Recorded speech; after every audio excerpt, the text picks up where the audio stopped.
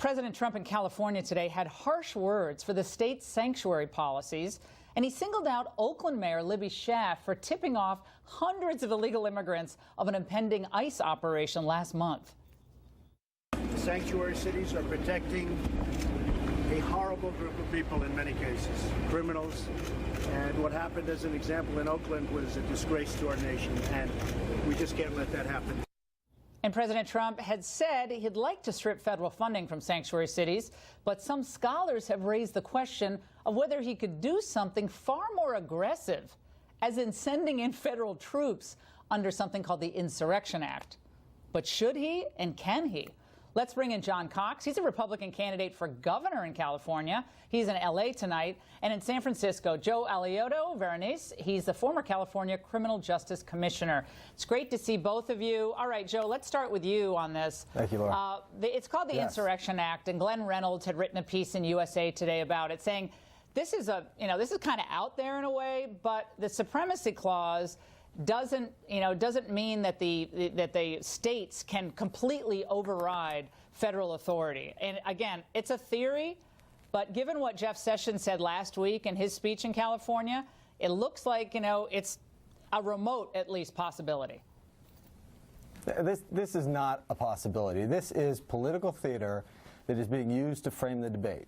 It's essentially a big lie. We've seen this before out of the Trump administration. Build a wall, Mexico's going to pay for it, send in the troops, deport violent criminals, drain the swamp. None of this is actually happening when you look at the facts here. These statements, they just prey on his base because they know that there's nothing being done in Washington on these very important issues. I hate to interrupt you so quickly, but Joe, when you say the president hasn't done that, yes, they have. The president has ensured that we've deported hundreds upon hundreds of the most vile child molesters, rapists, people who are domestic batterers, who are illegally in this country and who are criminals. So when you say he's not done that, that's just false, my friend. I'm sorry, but you can't come on this show and say they haven't done that. They have done that, and that's good. No, look.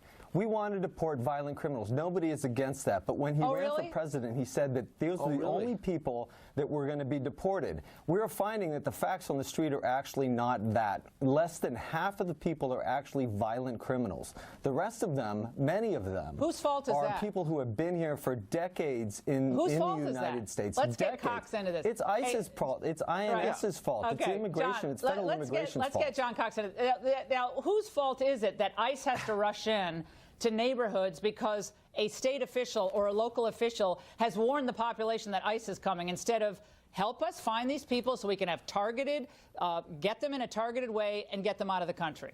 I'm sorry, but I don't think that's this is really. Go ahead. This is really rich. Can I get a response Mr. in here? Cox first. Sure. Yes, this is really rich in irony here, Laura, that Mr. Alioto is accusing the Democrat or accusing Mr. Trump of political theater, when it's the Democrats are engaging in the political theater to cover up their mismanagement of this state. These are violent criminals that they're going after in Oakland. They were suspected gang members. This is the safety and security of the people of California. And Jerry Brown and Gavin Newsom are political demagogues who are using this issue to scare people, to create a war with Washington that shouldn't exist. Yes, the president is fully justified in using the military if he has to. President Eisenhower did that to enforce law after Brown versus Board of Education in the 50s. I want to know how Jerry Brown and Gavin Newsom get off being George Wallace and standing up and saying they're not going to allow federal law to take precedence. This is totally, completely against the law, and they're doing it to cover up their incredible mismanagement of the state of California. Have you both back on. We're going to have you both back on when it's not an election night. I'm sorry that I can't give you another rebuttal, Joe, but we're